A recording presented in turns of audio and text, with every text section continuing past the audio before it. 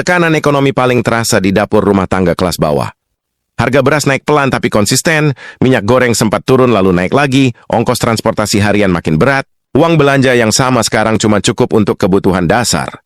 Banyak keluarga mengencangkan ikat pinggang sejak awal tahun, bukan karena konsumsi berlebihan, tapi karena penghasilan tetap sementara, pengeluaran bergerak naik tanpa kompromi. Di lapisan bawah, gaji harian dan upah mingguan jadi sandaran utama. Ketika harga kebutuhan pokok bergerak lebih cepat dari kenaikan pendapatan, pilihan makin sempit. Konsumsi rumah tangga turun, belanja ditunda, dan prioritas dikunci pada makanan pokok.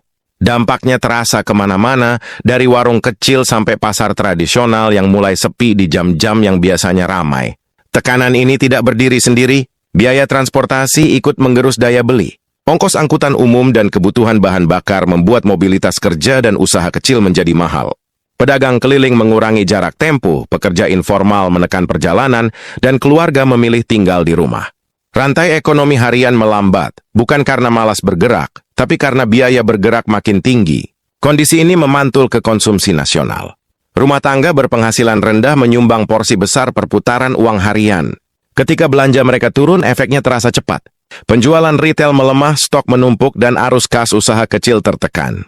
Di titik ini, intervensi fiskal bukan pilihan kosmetik, tapi instrumen stabilisasi untuk menahan perlambatan yang lebih dalam. Di awal tahun, pemerintah membaca sinyal ini sebagai risiko nyata. Kuartal pertama selalu krusial karena menentukan ritme ekonomi sepanjang tahun. Tanpa dorongan konsumsi, pertumbuhan berpotensi melambat sebelum mesin ekonomi panas. Dari sini lahir kebijakan bantuan sosial senilai sekitar 12 triliun rupiah diarahkan ke keluarga berpenghasilan rendah untuk memulihkan daya beli paling dasar.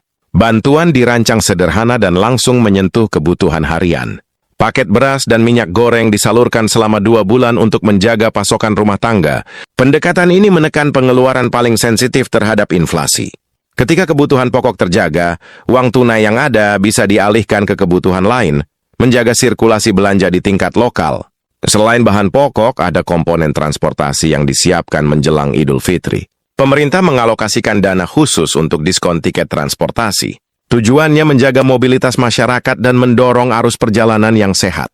Mobilitas ini penting bagi pekerja musiman, pedagang, dan sektor jasa yang hidup dari pergerakan orang dan barang. Dampak langsung dari kebijakan ini terlihat pada arus konsumsi domestik. Bantuan yang masuk ke rumah tangga cepat berputar di pasar. Warung kembali ramai, pedagang bahan pokok mempercepat restok, dan transportasi lokal bergerak lebih aktif. Efek pengganda bekerja di level bawah, tempat ekonomi paling cepat merespons tambahan daya beli. Pertanyaan yang sering muncul adalah soal sumber dananya. Program ini dibiayai dari anggaran pendapatan dan belanja negara melalui kombinasi penerimaan pajak yang terkumpul, efisiensi belanja, dan penataan prioritas fiskal. Pemerintah menggeser ruang anggaran dari pos yang bisa ditunda untuk memperkuat bantalan sosial di awal tahun. Kebijakan fiskal ini dirancang menjaga keseimbangan. Bantuan tidak dimaksudkan sebagai pengganti penghasilan tapi sebagai penyangga sementara.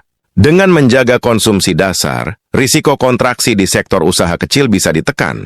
Pedagang pasar, pengusaha angkutan, dan jasa lokal mendapatkan napas tambahan tanpa distorsi harga yang berlebihan. Meski begitu, pelaksanaan tidak tanpa tantangan. Akurasi data penerima, ketepatan waktu penyaluran, dan pengawasan distribusi jadi kunci. Keterlambatan atau salah sasaran bisa mengurangi efektivitas dan menimbulkan ketidakpercayaan. Di lapangan, koordinasi pusat dan daerah menentukan apakah bantuan benar-benar sampai ke tangan yang membutuhkan. Dalam jangka pendek, kebijakan ini menahan perlambatan dan menjaga stabilitas konsumsi. Dalam jangka menengah, dampaknya bergantung pada konsistensi fiskal dan pemulihan pendapatan masyarakat. Bantuan sosial bekerja paling efektif ketika ekonomi kembali bergerak dan kesempatan kerja menguat, sehingga peran negara beralih dari penyangga menjadi pengarah pertumbuhan yang berkelanjutan. Stabilitas yang dijaga lewat bantuan sosial memberi ruang bernapas bagi pelaku usaha kecil. Di pasar tradisional, perputaran uang kembali terasa meski belum sepenuhnya pulih. Pedagang beras dan minyak goreng melihat pembelian lebih rutin, bukan lonjakan sesaat. Pola ini penting karena menunjukkan konsumsi yang terjaga, bukan konsumsi panik. Ketika belanja harian kembali teratur, pelaku usaha bisa mengatur stok dan arus kas dengan lebih rasional. Usaha mikro yang bergantung pada belanja harian ikut merasakan efeknya. Warung makan sederhana, penjual gorengan, dan pedagang sayur keliling melihat pelanggan kembali hadir. Nilainya mungkin kecil per transaksi, tapi konsistensinya menjaga roda usaha tetap berputar.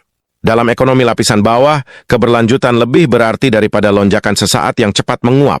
Sektor transportasi lokal juga ikut tersentuh. Diskon tiket menjelang Idul Fitri bukan hanya soal perjalanan mudik. Pergerakan orang memicu permintaan jasa lain, dari angkutan lanjutan sampai konsumsi di terminal dan stasiun. Aktivitas ini memberi penghasilan tambahan bagi pekerja informal yang selama ini paling rentan terhadap pelemahan ekonomi. Di daerah, efek bantuan terlihat berbeda-beda. Wilayah dengan ketergantungan tinggi pada konsumsi lokal merespons lebih cepat. Pasar desa dan kota kecil kembali hidup, sementara daerah perkotaan merasakan perbaikan bertahap. Perbedaan ini menunjukkan bahwa kebijakan fiskal bekerja melalui konteks lokal, bukan satu pola seragam. Dari sisi pemerintah, penyaluran bantuan menjadi ujian tata kelola. Data penerima harus bersih, distribusi harus tepat waktu, dan pengawasan harus berjalan. Ketika satu titik lemah, efeknya bisa merambat ke persepsi publik. Kepercayaan menjadi faktor penting karena kebijakan ini menyentuh kebutuhan paling sensitif masyarakat. Risiko inflasi tetap diperhitungkan. Bantuan berbentuk barang pokok dipilih untuk menekan tekanan harga. Ketika pasokan dijaga dan permintaan dasar terpenuhi, potensi lonjakan harga bisa dikendalikan. Ini menjadi penyeimbang antara dorongan konsumsi dan stabilitas harga yang harus dijaga bersamaan. Kebijakan ini juga membawa pesan ke pasar. Pemerintah menunjukkan kesigapan membaca siklus ekonomi dan berani menggunakan instrumen fiskal di waktu awal. Sinyal ini penting bagi pelaku usaha menengah yang menunda ekspansi. Ketika konsumsi dasar dijaga, risiko penurunan permintaan bisa diperkirakan dengan lebih jelas. Pendanaan dari anggaran negara menuntut disiplin. Penerimaan pajak yang terkumpul di tahun sebelumnya memberi ruang gerak, tapi bukan tanpa batas. Efisiensi belanja menjadi kunci agar bantuan tidak menekan kesehatan fiskal. Di sini pilihan kebijakan menjadi soal prioritas.